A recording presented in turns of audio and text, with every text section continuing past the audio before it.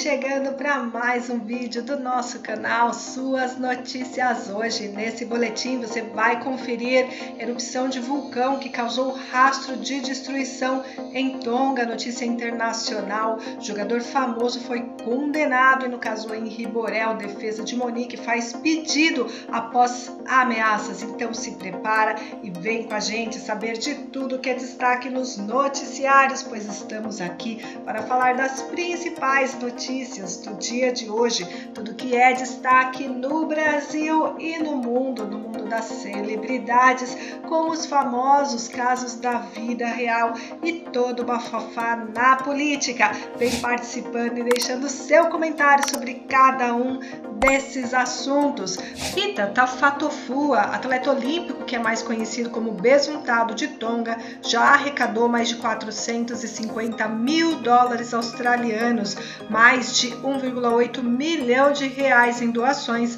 para o seu país, um pequeno reino insular no meio do Oceano Pacífico, que foi devastado por um vulcão. O atleta, que competiu nos Jogos Olímpicos do Rio e de Tóquio e também nos Jogos de Inverno de 2018, é embaixador do Fundo para Crianças das Nações Unidas para o Pacífico e está sem notícias do pai desde a erupção. Ele tem publicado fotos e informações sobre a destruição causada pela erupção em suas redes sociais e criou uma campanha para arrecadar dinheiro. Em uma das imagens, o embaixador, que comemora o envio de ajuda ao seu país, diz: feliz em dizer que esta manhã fomos capazes de obter a primeira carga de suprimentos necessários, mas os aviões com ajuda humanitária ainda não puderam deixar a Austrália e Nova Zelândia em direção a Tonga, pois a pista do principal aeroporto do país está coberta de cinzas. A erupção do vulcão submarino Unga Tonga Unga Ha'apai causou um rastro de destruição não só em Tonga, com mortes no país e até no Peru, do outro lado do Pacífico, e um tsunami que gerou alerta no Japão, aos Estados Unidos e atingiu até o Alasca. Ele disse também: estou torcendo e rezando para que meu pai esteja bem. A conexão telefônica de Tonga foi restabelecida, mas o país deve ficar sem conexão com a internet ainda por um mês. Tonga é um arquipélago na Oceania que tem cerca de 100 mil habitantes e é formado por 176 ilhas no Pacífico Sul. A principal ilha é Tongatapu, onde fica a capital, Nuku'alofa, que tem cerca de 23 mil habitantes. O atleta disse que seu pai viajou para Tongatapu dias antes da erupção do vulcão. Ele tinha acabado de ser nomeado governador de Ha'apai e então teve que retornar a Tongatapu para a abertura do parlamento. Ele disse que a enorme nuvem de cinzas causada pelo vulcão impediu o retorno de seu pai a Ha'apai e ele estava protegendo a casa beira-mar da família em Tongatapu quando o tsunami ocorreu. Estamos na torcida, esperamos que o atleta consiga encontrar o seu pai, que consiga ainda mais arrecadações para o país. Vários países estão se mobilizando em ajudar nesse momento. Já vamos para a próxima notícia. O jogador Robinho foi condenado. Entenda por que o jogador não pode ser extraditado. Após a condenação do jogador Robinho por violência sexual em última instância da justiça italiana, nessa última quarta-feira, dia 19, muitas dúvidas surgiram em relação ao processo de extradição. O advogado Fabrício Possocco explicou que o artigo 5º da nossa Constituição Federal veda totalmente a extradição e explicou: o artigo diz que o brasileiro nato não pode ser extraditado, salvo se for para cumprimento de pena relacionada ao crime de tráfico de entorpecentes, que não é o caso de Robinho.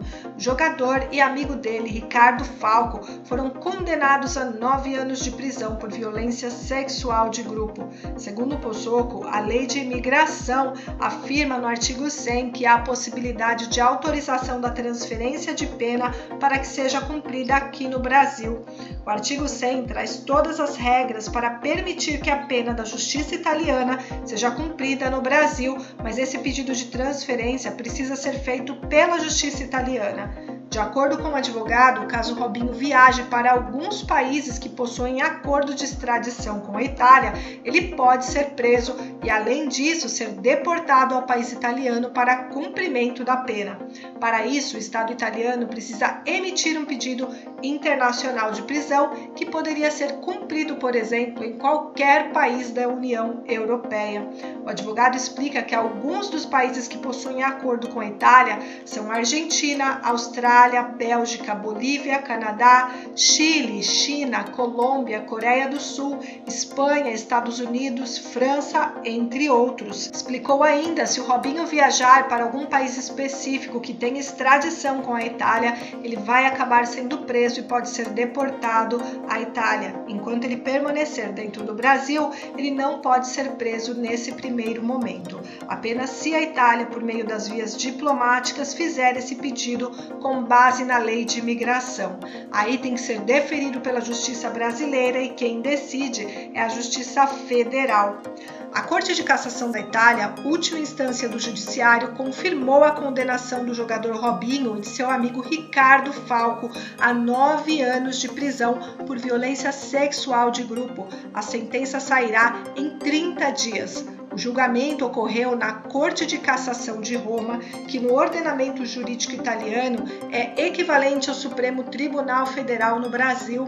Robinho e seus advogados apresentaram o último recurso, que foi negado pela Corte italiana. Os dois foram arrolados no artigo 609 bis do Código Penal italiano, que fala sobre a participação de 2 ou mais pessoas reunidas para ato de violência sexual, forçando alguém a manter relações sexuais por sua condição de inferioridade física ou psíquica. A vítima diz que foi embriagada e abusada sexualmente por 6 homens enquanto estava inconsciente. Os defensores dos brasileiros dizem que a relação foi consensual. O crime cometido por Robinho aconteceu em Tio Café, uma conhecida boate de Milão, na madrugada do dia 22 de janeiro de 2013. À época, Robinho era um dos principais jogadores do Milan. Além dele e de Falco, outros 4 brasileiros, segundo denúncia da Procuradoria da cidade, participaram do ato contra uma mulher de origem albanesa. Amigos do jogador que o acompanhavam no exterior, os outros 4 brasileiros deixaram a Itália durante a investigação e não foram acusados, sendo apenas citados nos autos. A vítima, residente na Itália há alguns anos, naquela noite foi com uma amiga à boate e a violência ocorreu dentro do camarim do local. Desde quando a vítima denunciou o jogador, há 9 anos, a Itália viu dezenas de episódios semelhantes ganharem destaque, alguns deles envolvendo filhos de políticos. Os acusados, segundo um balanço do judiciário realizado pelo equivalente ao IBGE italiano, são majoritariamente jovens entre 20 e 25 anos, e Robinho tinha 29 quando foi acusado do crime. Pessoal, mais um caso envolvendo um jogador de futebol brasileiro. É uma pena, pois Robinho é um grande jogador e acabou com sua carreira de forma negativa.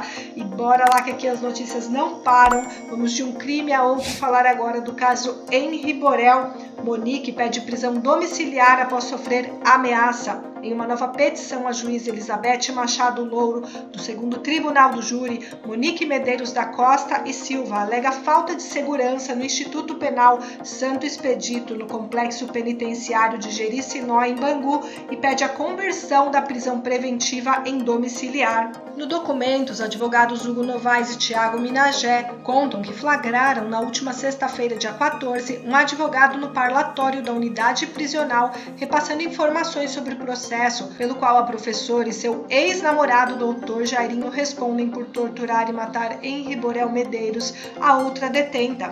Ela, que defende traficantes da maior facção criminosa do Rio, foi contratada pelo pai de Jairinho, deputado estadual Jairo Souza Santos, conhecido como Coronel Jairo, para rebater as provas técnicas do processo no 2º semestre do ano passado. Ela não está nomeada no processo oficialmente. O advogado do ex-parlamentar é Brás Santana.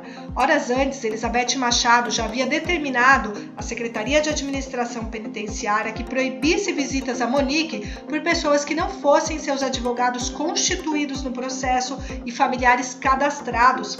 A magistrada ainda oficiou a pasta solicitando acesso ao livro de acesso à unidade prisional e ainda imagens de câmeras de segurança, além de questionar o motivo da transferência da professora. Bom, pessoal, o que vocês acham? Monique deve ser preservada? De que maneira? Em uma prisão de segurança máxima, como pede Leniel Borel, ou em prisão domiciliar? Deixa aqui o seu comentário para acompanhar as principais notícias do dia de hoje. Faça também a sua inscrição no canal, ative as notificações e o seu like ajuda muito a gente a trazer notícias todos os dias aqui no canal para vocês, e nos encontramos logo mais no próximo boletim. Até já!